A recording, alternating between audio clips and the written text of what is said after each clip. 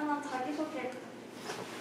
네, 저는 대전대학교 바이오헬스 혁신공유대학 사업단 부단장을 맡고 있는 변승환입니다. 그럼 대전대에서도 간단한 소개 부탁드립니다. 대전대학교라고 하는 형태는 1981년 개교를 했고요. 개교 이후에 중부 지역에 있는, 특히 대전 지역에 있는 영문 사업으로 발전을 하고 있습니다. 국가 발전, 문화 창달, 사회봉사라는 것을 기본으로 해서 인재 육성을 하고 있습니다. 바이오헬스 혁신공유대학에 어떻게 참여하시게 되셨나요? 제가 대전대학교에 스마트 헬스케어 VR 사업단이라는 게 있었고, 그 다음에 4차 산업혁신 선도대학 사업단 소속의 사업을 하고 있었기 때문에 실제적으로 국가에서 하고 있는 디지털 혁신 공유대학 사업 중에 여러 가지 사업이 있었는데 저는 분야가 그 헬스케어 분야이다 보니까 바이오헬스에 참여하게 됐습니다. 네, 그러면 바이오헬스 의료정보 강의를 준비하시는 과정에서 혹시 기억에 남는 에피소드가 있다면 무엇일까요? 사실은 이제 온라인으로 전 과정을 촬영을 해서 하는 게 코로나 사태에 닥친 교수님들의 가장 큰 문제이긴 한데 영상을 촬영하고 나면 본인이 영상에 잘 나왔는지 안 나왔는지 확인을 하는 그런 작업이 필요하거든요. 사실은 이제 공유대학이 긴박하게 움직이다 보니까 촬영본을 저녁에 확인하다가 깜빡 졸았어요.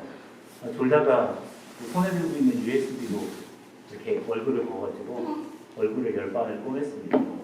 그래서 의료정보와 강의를 들은 학생들은 보면 알겠지만 초반에는 강의자가 멋있게 잘 나왔는데 한 3주째부터 반창고 크게 붙이고 한 영상을 보고 있을 겁니다. 바이오헬스 의료정보학이라는 걸 간단하게 설명해 주실 수 있을까요? 간단하게 얘기하면 바이오헬스 의료정보학이라고 하는 학문은 사실 존재하지는 않고요.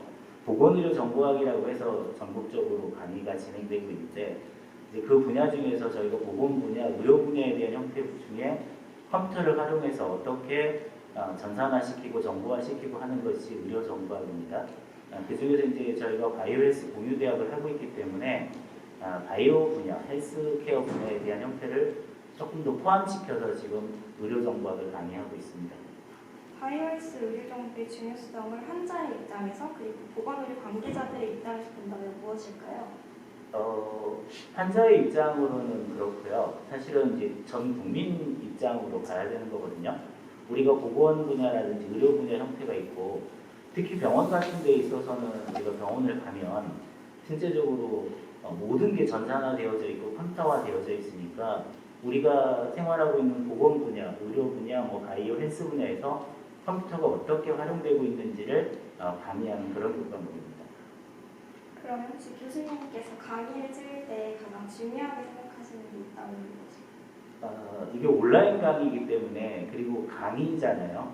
특강이나 이런 게 아니고 강의이기 때문에 학생들에게 정확하게 지식 전달을 해야 된다는 게 기본으로 생각하고 있습니다. 그러니까 실제적으로 한 25분 정도 학생들이 수업을 받아야 되는데 지루하지 않게 받을 수 있도록 중간에 이게 중요한 점이라고 하면 목소리 톤도 좀 달리하고 그 다음에 제스처도 좀 쓰고 이렇게 해서 학생들의 집중도를 높여야 된다는 게 기본 생각입니다.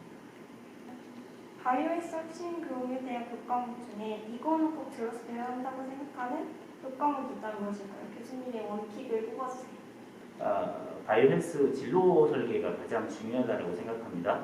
그 진로 설계는 7개 대학에 있는 교수님들 해서 140개의 강좌를 만들어 놨기 때문에 지금 현재 바이오헬스에 들어오는 학생들이 원래 바이오헬스를 전공하고 들어오는 게 아니고 복수 전공이나 부전공을 하고 있기 때문에 그 학생들이 바이오헬스 진로 설계라는 과목을 듣는다고 하면 바이오헬스라는 교과목이 어떤 거고 후에 바이오헬스가 어떻게 될 거라는 걸 알고 있다고 보거든요.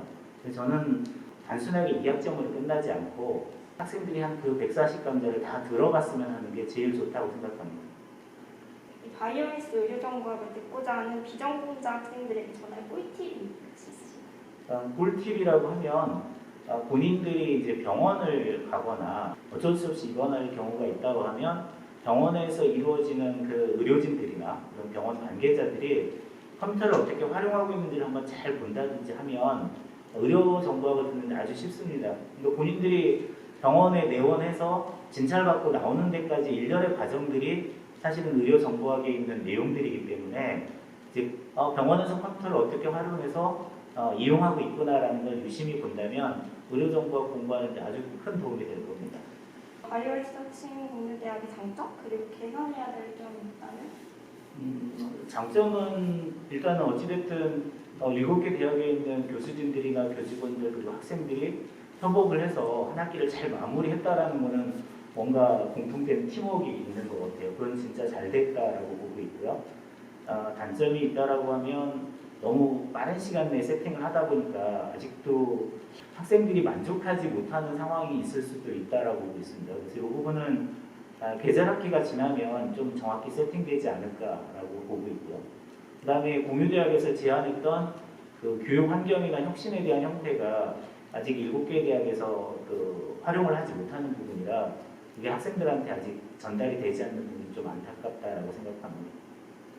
그러면 교수님의 바이오리스 추천 도서나 프로그램이 있다면 무엇인가요? 의료정보학 수업을 듣다 보면 이제 나오는 형태가 자기가 이제 마이 헬스웨이라고 하는 나의 건강 기록이라고 하는 앱이 있습니다. 내가 어느 병원에 가서 어떤 진찰을 받고 있는지에 대한 그런 부분이 있고요. 두 번째는 이제 질병관리청에 가면 예방접종 사이트가 있습니다. 자기가 태어나서 지금까지 예방접종 맞았던 거 다 기록돼 있거든요. 그런 앱들은 한번 본인들이 스마트폰에 깔아서 활용하는 게 좋을 거고요.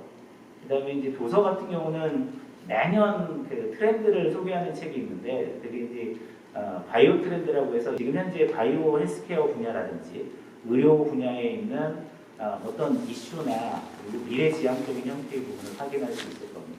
바이오리스 혁신공유대학을 한 단어로 표현하자면 무엇일까요?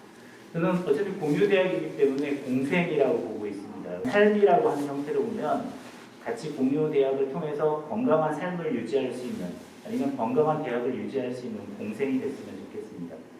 이번에는 마지막 질문입니다. 바이오리스 혁신공유대학 수강생들에게 응원의 한마디 부탁드립니다. 네, 어찌됐든 기회잖아요. 저희가 봤을 때는 7개 대학 학생들이 바이오 헬스라고 하는 형태의 분야를 배울 수 있는 기회가 주어져 있기 때문에 이 기회를 절대 놓쳐서는 안 된다라고 생각합니다. 왜냐하면 이런 과목들을 배우거나 이런 시설들을 접하지 못한 형태로 10년 뒤가 됐을 때라고 보면 바이오 헬스 공유대학에 혁신 공유대학에 참여했던 학생들하고 참여하지 않았던 학생들하고는 분명히 차이가 날 겁니다. 그래서 아마 공유대학에 참여하는 학생뿐만 아니고 7개의 대학에 있는 학생들한테 해주고 싶은 얘기는 딱 그겁니다. 기회가 있기 때문에 꼭 참여를 하라는 거죠.